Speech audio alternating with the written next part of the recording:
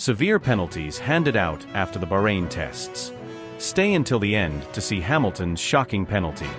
Subscribe only if you want Hamilton to win his 8th World Championship and be crowned as the greatest driver in history. The world holds its breath. The wait is over. The silence of the off-season is shattered by the violent, intoxicating roar of V6 turbo-hybrid engines firing to life. The desert air vibrates with power. The Bahrain International Circuit, bathed in golden sunlight, is about to witness the first true test of the 2025 Formula One season. Months of relentless work, secretive factory developments, and sleepless nights in wind tunnels have led to this moment. Pre-season testing is more than just a warm-up. It is the first battlefield of a war that will rage across continents. Here, reputations will be made and broken. Engineers will learn whether their painstakingly crafted designs are championship-worthy or doomed to fail. Drivers will feel, for the first time, the true potential or the limitations of the machines they will be fighting with. Every lap will matter. Every fraction of a second will carry weight. The world is watching, and the pressure is suffocating. In the garages, tension radiates through the air like static electricity. Mechanics, dressed in team colors, move with machine-like precision. Engineers stare at glowing telemetry screens, eyes darting over columns of numbers that will define the future of their teams. Team principals stand like generals before battle, calculating, analyzing, keeping their emotions buried beneath layers of experience. In the paddock, journalists whisper, rumors spread like wildfire, and fans worldwide prepare for what will undoubtedly be the most scrutinized test in years. Subscribe only if you want Hamilton to win his 8th World Championship and be crowned as the greatest driver in history. At precisely 10 a.m., the green light flickers on at the end of the pit lane. The first engines scream to life. A moment of raw, unfiltered adrenaline. The cars roll out. The 2025 Formula One season has begun. Subscribe only if you want Hamilton to win his 8th World Championship and be crowned as the greatest driver in history. Then it happens. A sight so surreal, so historic, that even the most seasoned fans take a moment to process it. A legend dressed in red. Lewis Hamilton, the most decorated driver of the modern era, emerges from the Ferrari garage. For over a decade, he was the face of Mercedes' dominance, the unstoppable force that rewrote the record books. Now, he is the new hope of the Tifosi. The man Ferrari believes can return them to the top. The cameras follow his every move, his every breath. His red racing suit, emblazoned with the prancing horse, is already iconic. He walks with unshakable confidence toward his machine, a car designed to carry the hopes of millions. His hands touch the wheel, and in that instant, history shifts. The Ferrari engine roars to life beneath him, a mechanical beast awakening from its slumber. He lowers his visor. A flick of the switch. The raw power surges through the chassis. And then he's gone, disappearing down the pit lane, accelerating into a new era. But Hamilton's Ferrari debut is just one piece of the intricate puzzle that is the 2025 season. Across the pit lane, another major transition is unfolding. Mercedes, the juggernaut that ruled the sport for so long, finds itself facing the unknown. The team enters a new chapter without the driver who defined its golden age. The torch has been passed to George Russell. The talented Brit, once considered a rising star, now carries the weight of expectation. He must prove he is not just a quick driver, but a leader, capable of guiding Mercedes back to championship contention. But the real intrigue lies in the other half of the garage. Subscribe only if you want Hamilton to win his 8th World Championship and be crowned as the greatest driver in history. A new name. A new future. Kimi Antonelli. The teenage sensation. The prodigy many believe to be the next great Formula One driver. A talent so undeniable that Toto Wolff has placed the future of Mercedes in his hands. The young Italian climbs into the cockpit for his first official run in Formula One machinery. His hands grip the wheel. His heart pounds. His foot presses the throttle. And just like that, his F1 career begins. The paddock watches intently. Is this the next Verstappen? The next Hamilton? Or is it too soon? Every movement, every lap, every sector time will be scrutinized. Then there is Red Bull, the undisputed king of the past few years. A team that has mastered the art of dominance. Max Verstappen, a 3-time world champion, arrives in Bahrain with the quiet, terrifying confidence of a man who knows his ability is unmatched. His seat is secure. His talent is unquestioned. He does not need to make a statement. His very presence on track is one. His laps are metronomic, precise, relentless. He wastes no time. He is already in race mode. But in the other Red Bull seat, things are far less certain. Sergio Perez is driving for his future. The whispers have already started. Is he safe? Will Red Bull replace him? The Mexican knows he must be flawless. He cannot afford mistakes. Every lap must prove his worth, because lurking in the shadows are young, hungry drivers ready to take his place. A bad start here could mean the beginning of the end. Further down the grid, the war in the midfield is as brutal as ever. McLaren is on the rise. Lando Norris, the star still chasing his first F1 victory, attacks the track like a man possessed. Oscar Piastri, composed and precise, methodically builds up pace, his talent undeniable. Aston Martin seeks redemption. Fernando Alonso, the ageless warrior, is as aggressive as ever, unwilling to surrender to time. Williams, rejuvenated and ambitious, aims to break into the upper echelons. Alpine, struggling to regain ground, faces an uphill battle. Haas, often an afterthought, sees opportunity in chaos. RB, formerly AlphaTauri, is now fully integrated into Red Bull's long-term strategy. The drivers in these teams know the brutal truth. Formula One does not wait. The sport does not reward patience. If you do not deliver, you are forgotten. As the day unfolds, trends begin to emerge. Some teams prioritize short, aggressive stints, chasing performance headlines. Others focus on long runs, gathering crucial race data. Lap times begin to drop. Engineers crunch numbers. Adjustments are made. Every fraction of a second matters. Then, the first major incident. A red flag. A car stranded. A rookie, pushing too hard, loses control. The marshals rush in. The garage falls silent. Engineers analyze. What went wrong? Too much throttle? Aero imbalance? The paddock watches as the car is recovered. Another lesson learned. As the sun sets, the work does not stop. Engineers continue analyzing. Team meetings stretch into the night. Drivers debrief, reviewing every detail. Data is poured over, lap by lap, sector by sector. The smallest insights could make the difference between victory and defeat. Beyond the track, the world debates. Social media explodes.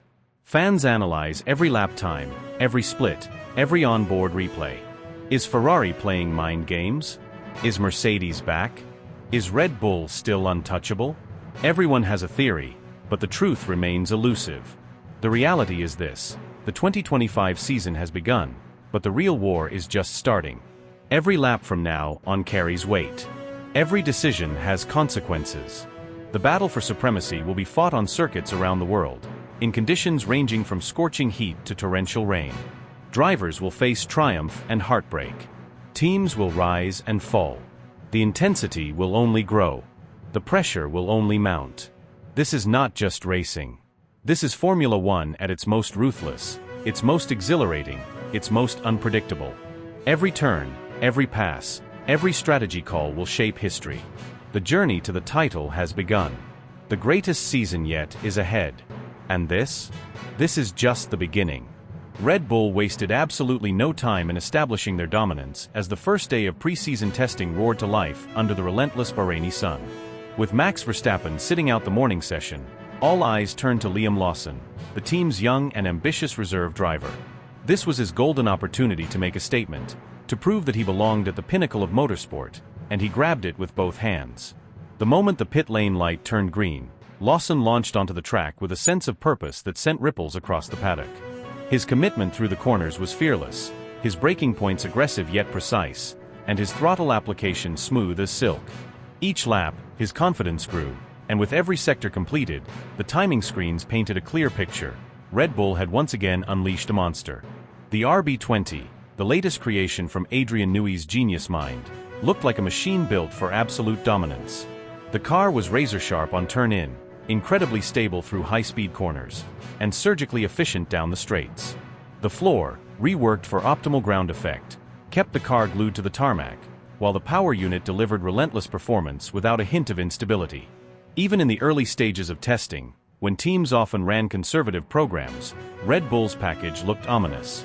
The way Lawson attacked the track, lap after lap, suggested a level of confidence within the team that their rivals would find unsettling. But Red Bull wasn't the only team eager to make an impression. Mercedes, after enduring 2 painful seasons in the shadows, seemed determined to claw their way back to the top. Lewis Hamilton, a driver whose hunger for victory had never dulled despite recent struggles, was next to lay down a marker. From his very first laps, there was something different in his demeanor. His radio messages carried a tone of quiet optimism, something that had been missing in previous preseason campaigns. "The balance is good, really good," he reported after his opening stint, a stark contrast to the frustrated complaints of seasons past. The W15, a product of months of intense research and development, appeared to be a genuine step forward.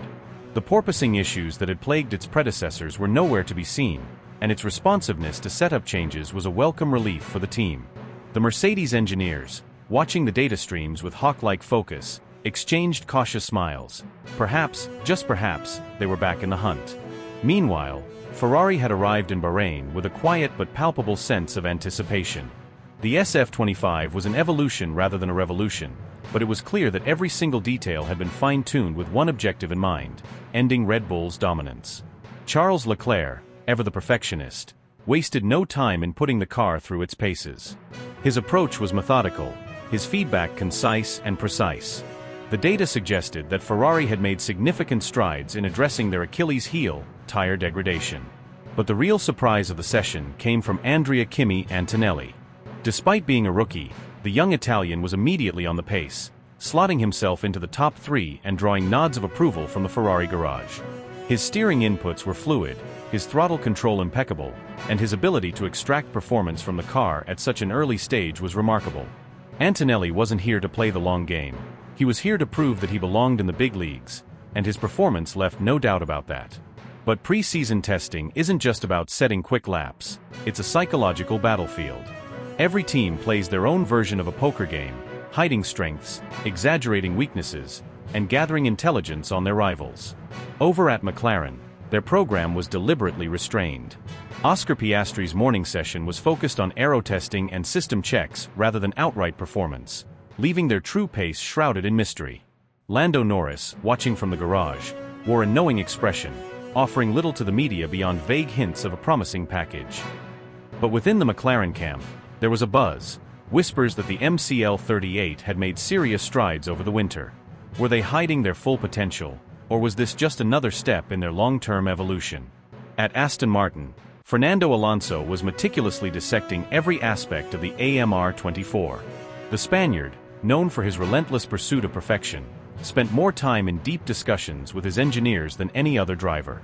"It's good but not good enough," he remarked over the radio, his mind already racing with ways to extract more performance. His ability to read a car's strengths and weaknesses within just a few laps was unparalleled, and Aston Martin's engineers were hanging onto his every word. Alonso wasn't interested in the hype of testing. He was preparing for the real fight, ensuring that his machine would be battle-ready when the lights went out in Bahrain. But while the frontrunners were sharpening their weapons, not every team was experiencing a smooth start. At Haas, the nightmare of pre-season testing was unfolding in real time. Kevin Magnussen's car suffered an electrical failure within the first 30 minutes, leaving the team scrambling for solutions. The frustration was visible in the garage. Haas simply couldn't afford setbacks like this, not when every lap of testing was crucial for a team fighting to stay competitive. At Williams, the situation wasn't much better. Logan Sargent found himself stuck in the garage for extended periods, with the team citing teething issues with their updated power unit. In a midfield as tight as ever, lost track time could prove to be a fatal blow before the season had even begun. As the session progressed, teams transitioned into race simulations, piling on fuel loads and gathering crucial long-run data. This was where the true performance trends began to emerge. Red Bull, now with Verstappen behind the wheel, looked absolutely untouchable. His race pace was metronomic, lap after lap, his times barely fluctuated, his degradation minimal. If anyone had hoped that Red Bull's dominance would wane in 2025, they were in for a harsh reality check. Verstappen's ability to extract consistent performance from his car, combined with Red Bull's seemingly perfect setup, painted a bleak picture for the competition. Mercedes, however, wasn't too far behind. George Russell, taking over in the afternoon session, ran a series of race simulations that suggested real progress. The W15's tire wear was significantly improved, and its long-run consistency was promising. Russell's feedback was measured but optimistic. Mercedes might not be at Red Bull's level yet, but they were at least in the conversation. Ferrari, too, showed competitive signs. Leclerc's race simulations were solid, and Sainz was deep in discussion with his engineers, ensuring that every ounce of performance was being extracted. The determination within the Ferrari camp was evident. They had a car that could fight, but execution would be key. As the sun dipped below the horizon, the first day of testing came to a close, leaving behind a paddock buzzing with speculation. Had McLaren hidden their true pace? Could Mercedes genuinely challenge for wins again? Was Ferrari finally ready to take the fight to Red Bull? And most crucially, was there any chink in Red Bull's armor? One thing was certain: the 2025 Formula One season was shaping up to be an all-time classic. Every team had something to prove. Every driver had their own agenda. Every lap in testing carried weight. The psychological warfare had begun, the mind games were intensifying, and soon, the talking would stop. When the lights went out in Bahrain for the season opener, there would be no more secrets, no more hiding. The battle for supremacy was about to begin, and in Formula One, only the ruthless survive. Further down the paddock, Alpine seemed to be emerging from the shadows of inconsistency, no longer shackled by the weight-related issues that had plagued them in previous seasons. The team had spent years battling not just the technical limitations of their car, but also internal management shakeups, strategic misfires, and a general sense of stagnation that had left them perpetually on the edge of greatness without ever fully grasping it. Now, as the engines roared to life under the scorching Bahraini sun, there was a different energy emanating from the Enstone-based squad. A quiet confidence. A sense that perhaps, finally, they had put the pieces together. Jack Doohan, stepping into the cockpit for testing duties, wasted no time in putting the machine through its paces. His lap times weren't just promising, they were consistent, methodical, a stark contrast to the erratic behavior that had often defined Alpine's previous challengers. Every lap told a story. The car was responding well under braking, holding its line through high-speed corners with a stability that suggested genuine aerodynamic efficiency. No more nervous snaps of oversteer. No more unpredictable mid-corner behavior that left drivers fighting against the car rather than with it. The engineers, usually a mix of cautious optimism and underlying concern, now gathered around the data screens with a different expression: satisfaction. Could this be it? Could Alpine finally break free from the clutches of midfield mediocrity and emerge as a serious contender? For years, they had been trapped in a frustrating limbo, too quick to be considered backmarkers, yet never quite quick enough to challenge the frontrunners. But now, with a car that seemed to be ticking all the right boxes, the whispers around the paddock began to grow louder. Was this the moment Alpine had been waiting for? Elsewhere on the grid, another story was unfolding, one that threatened to disrupt the very foundations of Formula One's competitive order. Racing Bulls, the newly rebranded AlphaTauri, had arrived with a machine that immediately drew attention. Not just because of its fresh new look, but because of the unmistakable resemblance it bore to Red Bull's championship-winning RB19. From the moment it rolled out onto the track, the speculation began. The nose, the side pods, the rear wing philosophy. It all screamed Red Bull DNA. Was this just a natural evolution of the Faenza-based squad, or was this something more? Had Red Bull finally decided to funnel more resources into their junior team, effectively turning them into an extension of the main squad rather than a separate entity? Yuki Tsunoda, now the de facto team leader, seemed determined to prove that this was no longer just a training ground for Red Bull prospects. His laps were precise, aggressive, measured. He wasn't just logging mileage, he was attacking every sector, probing the limits, extracting performance in a way that suggested he knew something the rest of the grid didn't. The questions in the paddock grew more urgent. How much had Red Bull really contributed to this design? If Racing Bulls had been given access to a car that was even remotely close to the dominant RB19, what did that mean for the traditional midfield battle? Could they leapfrog teams like Aston Martin and McLaren? Could they, on certain weekends, even pose a threat to Mercedes and Ferrari? And just as the intrigue surrounding Racing Bulls reached fever pitch, the entire paddock was rocked by a moment that would dominate the headlines for days.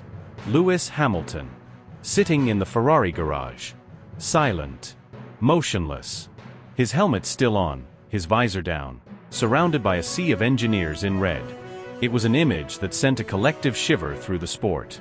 The seven-time world champion, the man who had spent over a decade carving out a dynasty with Mercedes, now sat in the very garage that had spent years trying, and failing, to dethrone him.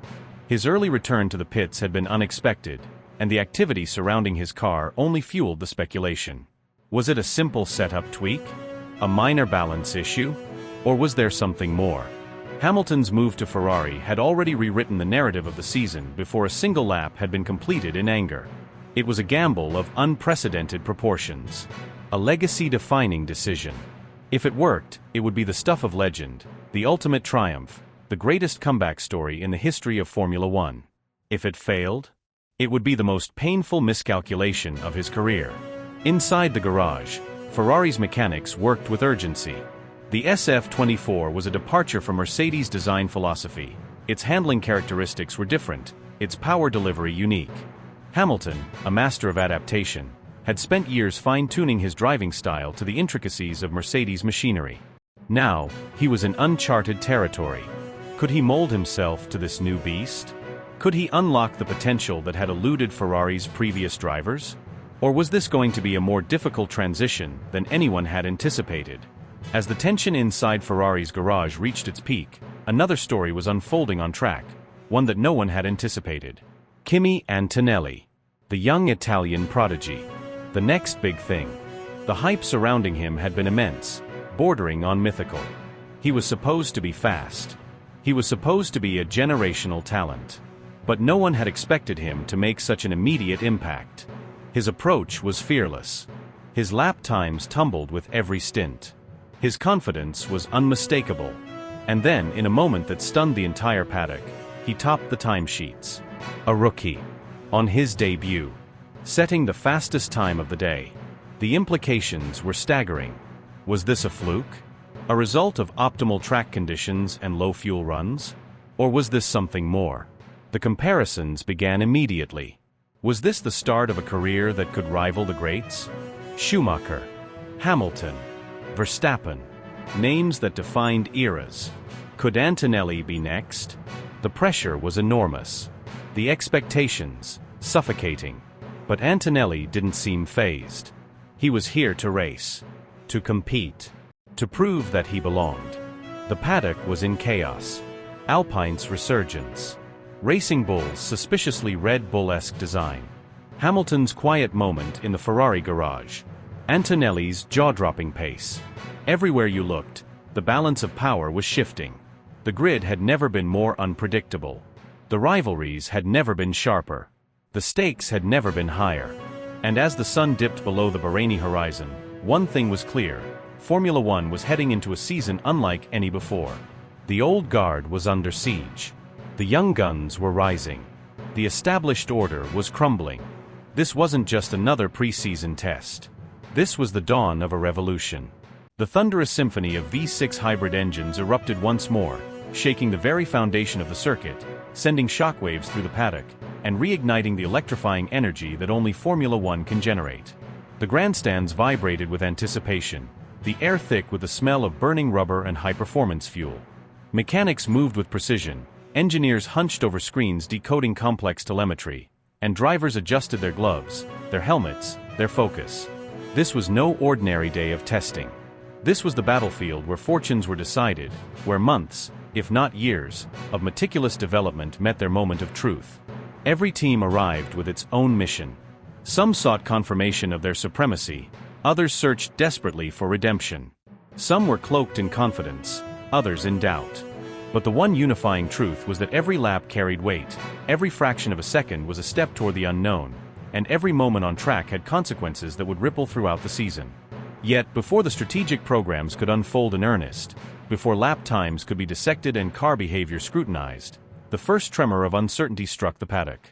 The source? Aston Martin. Fernando Alonso, the two-time world champion, the relentless gladiator of the sport, had just sent ripples of concern through his garage. His car, the highly anticipated AMR24, had slowed dramatically on track, a sudden and unexpected lull in its aggressive pace. The moment was fleeting, but its implications were enormous. Engineers rushed to their telemetry feeds, their brows furrowed with tension. Was it a premeditated systems check? A harmless moment of caution? Or, far more worryingly, was it an early indicator of reliability issues? A hidden flaw lurking in the machinery that could rear its head when it mattered most? Alonso, ever the seasoned warrior, showed no outward sign of distress. He carried on as if nothing had happened, his driving as composed as ever. But the murmurs had already begun. In modern Formula One, reliability is an invisible enemy, one that can make or break an entire season. A tiny weakness, a single overlooked component, a small but critical fault, any of these can snowball into a catastrophe. And after Aston Martin's noticeable drop in performance in the latter half of the previous season, the last thing they needed was another specter of doubt creeping into their campaign before it had even begun. While the green machines of Aston Martin faced uncertainty, Red Bull was operating with their usual air of calculated dominance. They weren't here to play. They weren't here to feel things out cautiously. They were here to extract every ounce of potential from the RB20, a car engineered to be a continuation of their stranglehold over the sport.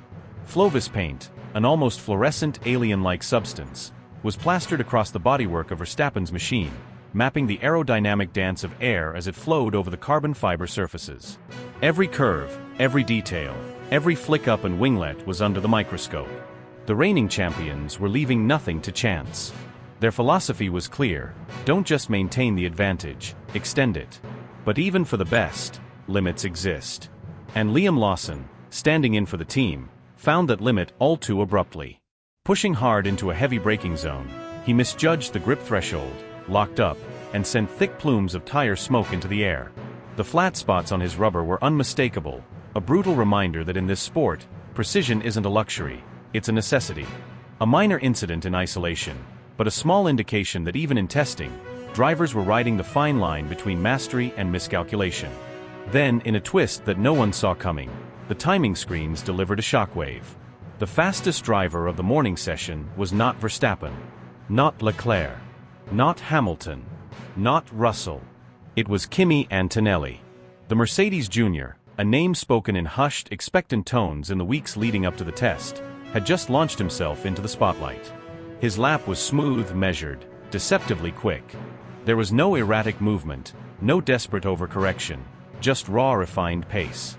Behind him, Lawson had redeemed himself with the second quickest time, while Alex Albon, ever the underdog in the Williams, found himself in a surprising third place. The murmurs turned into a steady buzz of speculation. Was this real? Was Mercedes finally onto something? Was this a sign of resurgence, a hint that they had found the missing ingredient after 2 seasons in Red Bull's shadow? Or was it just another classic case of low-fuel glory runs, a mirage of pace that would vanish when the real fight began? As the morning session concluded, the focus shifted. Fresh drivers took over the cockpits, new strategies were rolled out, and the paddock prepared for another chapter of the unfolding drama. Gabriel Bortolito, the highly anticipated Brazilian rookie, was about to take his first laps in an F1 car under full test conditions. The pressure was immense. Eyes were on him. Expectations were high. And then, silence. The track was empty. No cars emerged. No screeching tires. No power units roaring down the straights. Just an eerie, perplexing stillness. The paddock was puzzled, but the teams knew exactly what they were doing. This was a chess match, a strategic mind game where revealing too much, too soon, could cost dearly. Engineers huddled over data, recalibrating their plans. Team principals exchanged knowing glances. Drivers sat in their cockpits, waiting. And then finally, after what felt like an eternity, the silence broke. One by one, the cars roared to life, breaking free from the pit lane, taking their place on the circuit once more. The second half of the day had begun, but the true battle wasn't just for lap times, it was for control over the narrative. As the sun began to set, the sky burning in deep hues of orange and crimson, the atmosphere remained electric. The timing screens offered no definitive answers. The hierarchy of the grid remained shrouded in secrecy. Who was truly fast? Who was sandbagging? Who was on the verge of a breakthrough? And who was hiding problems beneath a polished exterior? No one knew. And that was the beauty of it. This wasn't just a test day. This was the opening salvo of a war that would stretch across continents, across time zones, across every conceivable variable that motorsport could throw at these teams. Every lap was a move in the grander game, every decision a step toward glory or disaster.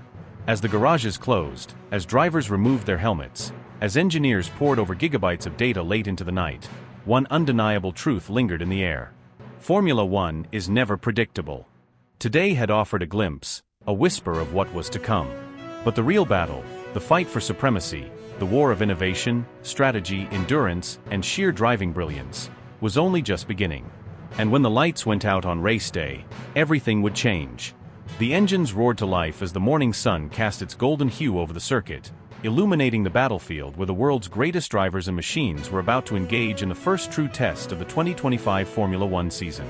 The air was thick with anticipation, every team ready to unleash their newest creations onto the tarmac, hoping to find that extra ounce of speed, that perfect balance, that elusive key to championship glory. The first to brave the asphalt was Isaac Hadjar, the young French talent from Racing Bulls, determined to make his mark. His car, gleaming under the early light, sliced through the air with precision, its tires rolling onto the still pristine surface of the track. His first laps were routine, a careful dance of inputs and responses as he methodically evaluated his machine. This wasn't about setting the fastest time, it was about understanding the beast beneath him, about becoming one with a car that would define his season. Moments later, Esteban Ocon followed suit, his Haas emerging from the garage with a sense of quiet confidence. The American-owned team had struggled in recent years, but there was a new energy within the squad, a sense of renewed purpose. Ocon, ever the methodical racer, wasted no time getting to work. Lap after lap, he pushed his machine, testing its limits, its strengths, its weaknesses. And then, the moment the entire paddock had been waiting for. A hush fell over the garages. Mechanics paused. Engineers turned their heads. Cameras locked onto a single figure stepping out of the Red Bull garage, Max Verstappen.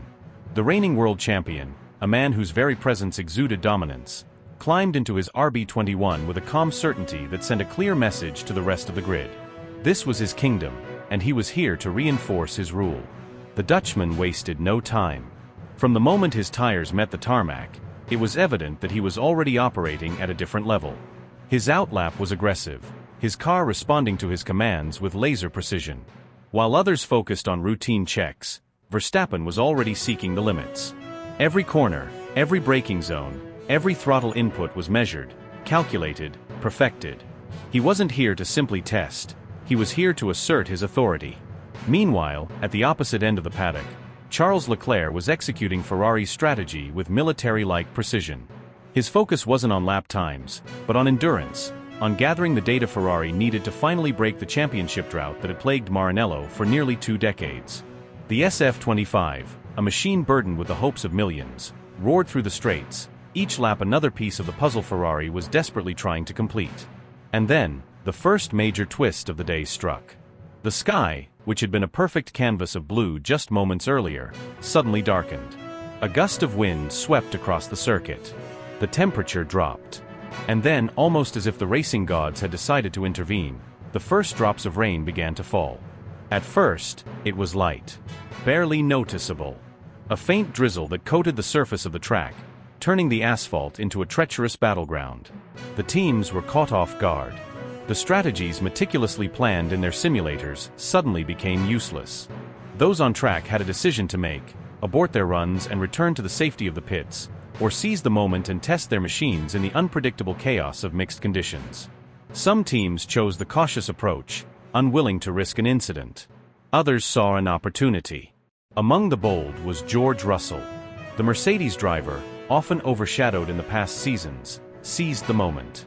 While others hesitated, he pressed on, carving through the slick track with a confidence that surprised even the most seasoned veterans in the paddock. And then, in an instant, the timing screens flashed his name at the top. Fastest lap of the session. The paddock erupted. Was this real? Was Mercedes back? The whispers spread like wildfire. Engineers huddled over their data screens, analyzing every variable. Mercedes had struggled to return to dominance since their last championship-winning season, but this was the first real sign that they might be back in the hunt. But while the lap times stole the headlines, there were other quieter revolutions happening. Over at Sauber, a new innovation was making waves: LED indicators on their wheel guns. A small detail, seemingly insignificant, but in the world of Formula One, where the difference between winning and losing can come down to milliseconds, even the tiniest innovations matter. The LED indicators turned green when a tire was securely fitted, eliminating any room for error during crucial pit stops. A small change, but one that could prove decisive in the heat of competition. And then, just as the session was beginning to settle into a rhythm, disaster struck. A power failure. In an instant, the entire circuit was plunged into darkness. Screens flickered off. Live telemetry feeds went dead. Mechanics scrambled to keep working under emergency lighting. The FIA, caught completely off guard, had no choice but to red flag the session. For several tense minutes, the teams sat idle, their carefully structured testing programs thrown into chaos. The loss of track time was a nightmare. Every lap mattered, and this unexpected delay was eating into their precious data-gathering window. Then, in a rare move, the FIA made a bold decision, extending the session to compensate for lost time. And with that, the intensity cranked up to another level. Drivers returned to the track with a newfound urgency. Lap times tumbled. The battle for supremacy, even in this so-called non-competitive session, was well and truly on. Bortolito and Verstappen found themselves locked in a thrilling cat-and-mouse game, neither willing to yield track position even in what was supposed to be routine testing. Meanwhile, Carlos Sainz, now in Williams' colors, was meticulously putting in laps, getting acquainted with his new machinery. His approach was methodical, precise. His pace was promising, but minor mistakes hinted at the ongoing adaptation process. And then, in the dying moments of the session, came the biggest shock of all. Lando Norris, in a moment of sheer brilliance, delivered a lap that stunned the paddock. His McLaren rocketed to the top of the timing sheets, surpassing both Russell and Verstappen. The paddock buzzed with speculation. Had McLaren finally built a car capable of fighting at the front? Or was this just a well-timed glory run? But this is testing. And testing can be deceptive. What do these results actually mean? Is Mercedes truly back in the fight? Has Ferrari finally unlocked the secret to championship-winning consistency? Are Red Bull's seemingly minor struggles an early warning sign of a shifting power dynamic? Or is all of this nothing more than smoke and mirrors before the real battle begins? One thing is certain, the 2025 season is shaping up to be legendary. In just a few weeks, the teams will line up under the lights for the first race of the season.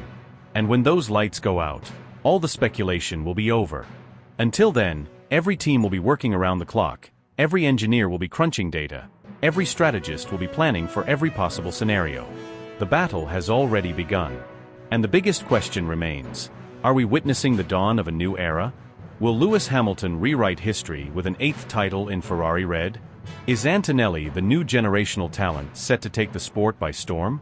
Can Verstappen continue his iron grip? Or is this the year his reign is finally challenged? The pieces are in motion. The stage is set.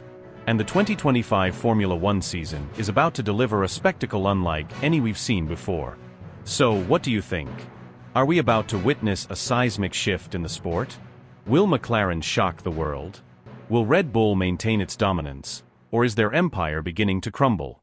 Drop your predictions in the comments, hit that like button, and subscribe, because trust me, what's coming next is going to redefine everything.